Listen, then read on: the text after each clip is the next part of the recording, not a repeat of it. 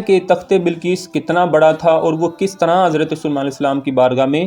لایا گیا۔ ملکہ سبا بلقیس کا تخت شاہی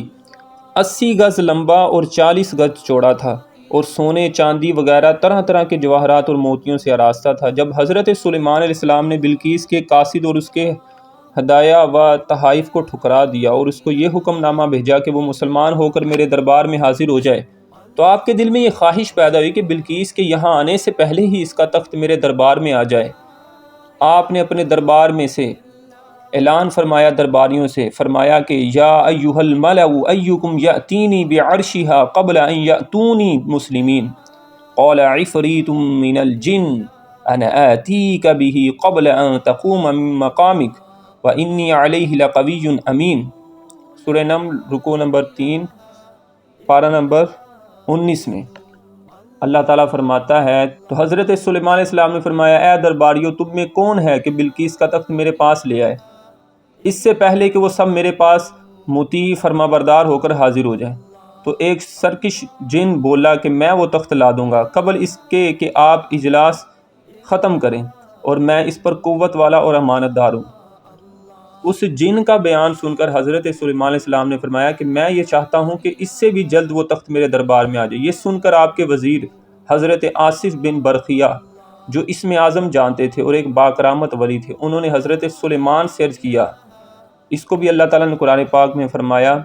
قال الذی عندہ علم من الکتاب انا آتیک بہ قبل ان یرتد الیک طرفک۔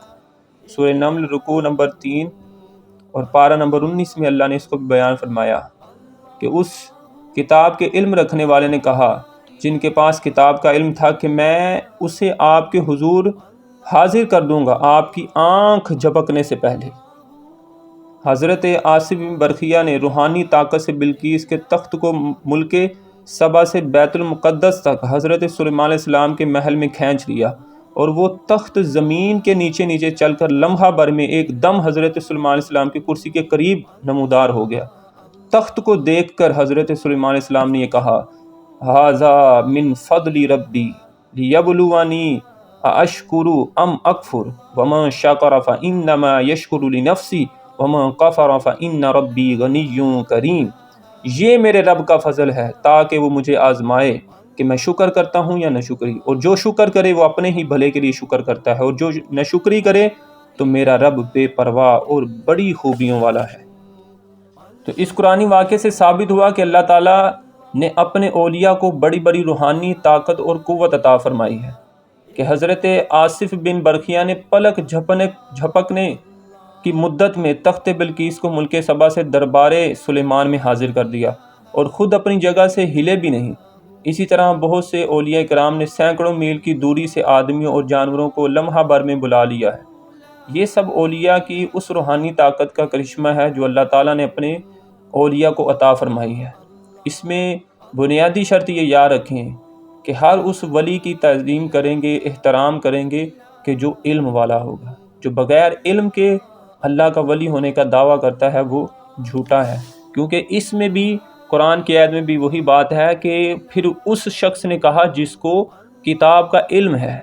تو علم کی بڑی اہمیت اور بڑی قدر ہے، بڑی منزلت ہے اس کی۔ علم ایک روشنی ہے، علم ایک لازوال دولت ہے، علم انبیاء کی میراث ہے۔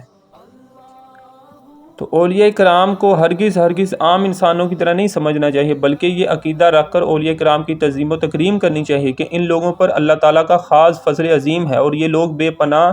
روحانی طاقتوں کے بادشاہ بلکہ شہنشاہ ہیں۔ یہ لوگ اللہ کے حکم سے بڑی بڑی بلائیں اور مصیبتیں ٹال سکتے ہیں۔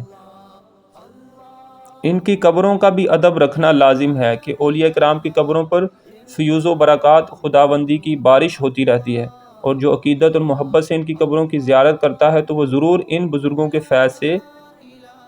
برکت حاصل کرتا ہے۔